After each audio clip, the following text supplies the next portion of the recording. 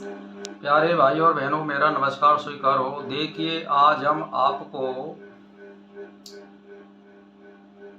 मंत्र में आपको पुल्लिंग बताएंगे। तो इसमें लिंग जो होता है मंत्र में 3 प्रकार के होते हैं: स्त्रीलिंग और पुरुष लिंग और नपुंसक लिंग। तो इनके बारे में रामायण संहिता में दे रखा है और मैं उसी के अनुसार आपको बता रहा हूँ। तो देखिए, लिंग भेद के अनुसार मंत्र 3 प्रकार के होते हैं, यथा स्त्रीलिंग, पुल्लिंग व नपुंसक लिंग। ये 3 प्रकार के लिंग होते हैं, यानी स्त्रीलिंग और पुल्लिंग और नपुंसक लिंग।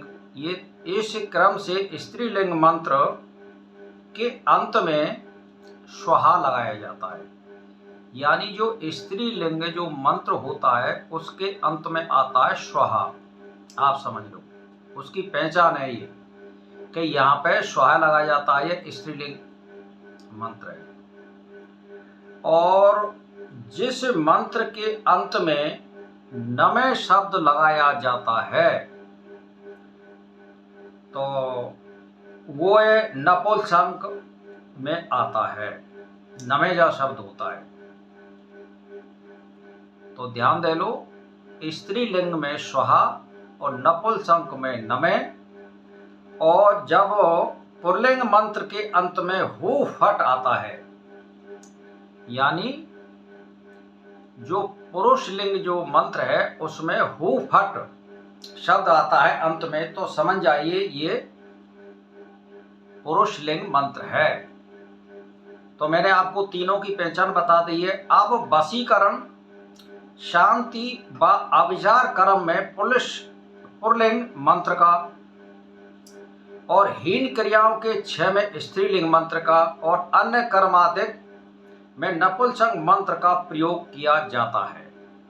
तो भाई और बहनों, मैं आपके लिए रामायण संहिता के अनुसार मैं आपके लिए मंत्रों का अर्थ बता रहा हूं। मैं अपनी तरफ से कुछ नहीं बता रहा हूं, और जहां मुझे ये लगेगा इस ग्रंथ में कि ये किसी को नुकसान करने वाला मंत्र है, मैं उसको बिल्कुल आपके लिए नहीं बताऊंगा। आपकी भलाई का कोई मंत्र होगा, मैं उसी का वीडियो बनाऊंगा। तो अब मैं आपके लिए आगे बता रहा हूं कि जैसे अब आपको लिए बता दिया कि कौन कौन से मंत्र का कहां कहां क्या क्या प्रयोग होता है। अब जैसे आग्नेय मंत्र के अंत में ओम आता है, अब समझ लीजिए, आग्नेय जो मंत्र होते उनके अंत में ओम आता है। और चंद्र बिंदु व अमृता अक्षर जिस मंत्र में हो वह सौम्य मंत्र कहलाता है। इसी प्रकार नमे शब्द यदि आग्नेय मंत्र में आता हो तो वह सौम्य मंत्र कहलाता है। बहुत गहरी बात आ रही है इसमें, आप समझ लो। यदि सौम्य मंत्र के अंत में फट शब्द आता है तो वह आग्नेय मंत्र कहलाता है। और स्मरण रहे कि सुप्त मंत्र अर्थात जो जागृत ना हो वह कोई प्रतिफल नहीं देता है, यानी जो मंत्र जागृत नहीं होता है वो मंत्र कोई फल नहीं दे सकता आपको। तो अब सुनिए कि बाएं यानी वाम नासिका क्षेत्र के श्वसन क्रिया हो तब मंत्र सुषुप्तावस्था में होता है। आप ध्यान दे लो, यानी वाम नासिका का आप समझ लो, हमारे जो खेरे हाथ की साइड में जो होती है नासिका, उसको बोलते हैं हम वाम नासिका में श्वसन क्रिया हो तब मंत्र सुषुप्तावस्था में होता है। और इसके विपरीत यदि दाएं दक्षिण नासिका का क्षेत्र में श्वसन क्रिया हो तब मंत्र जागृत अवस्था में होता है। तो आप समझ लिए, हमारा जब चंद्र स्वर चलता है तो सुषुप्तावस्था होती है, और जब हमारा सूर्य स्वर चलता है तो जागृत अवस्था होती है। तो तो अब समझ लो, मंत्र का सुषुप्त अवस्था में जप सिद्धिदायक नहीं होता है।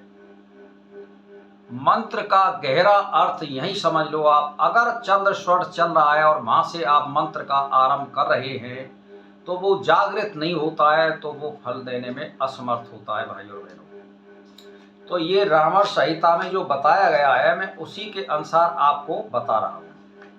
अब दक्षिण क्षेत्र से श्वसन क्रिया काल में आग्नेय मंत्र प्रबुद्ध यानी जागृत रहता है, जबकि बाएं वाम नासिका छिद्र में श्वसन क्रिया काल में सौम्य मंत्र जागृत रहता है। इसके अतिरिक्त दोनों नासिका छिद्रों से श्वसन क्रिया काल में सभी प्रकार के मंत्र जागृत रहते हैं। जागृत मंत्र का जप करने से ही अभीष्ट की प्राप्ति होती है, यानी लक्ष्य का हमें प्राप्ति होती है, जो लक्ष्य बना रखा है। तो इसीलिए जब हम प्राणायाम करते हैं किसी मंत्र का जाप करने से पहले, तो दाएं और बाएं स्वर को चलाया जाता है और फिर वस्र का किया जाता है। ये 2-3 मिनट की प्रक्रिया होती है। वो क्यों किया जाता है कि हमें जो है कहने का मेरा मतलब यह है कि जो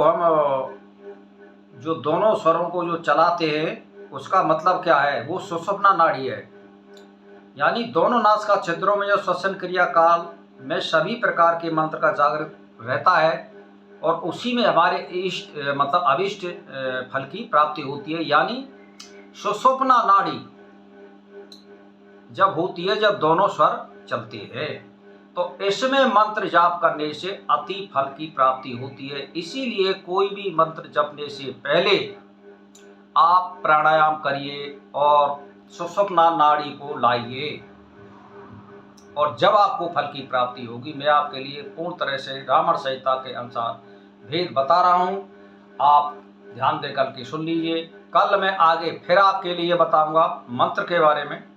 इसी के साथ मेरा प्रणाम स्वीकार हो।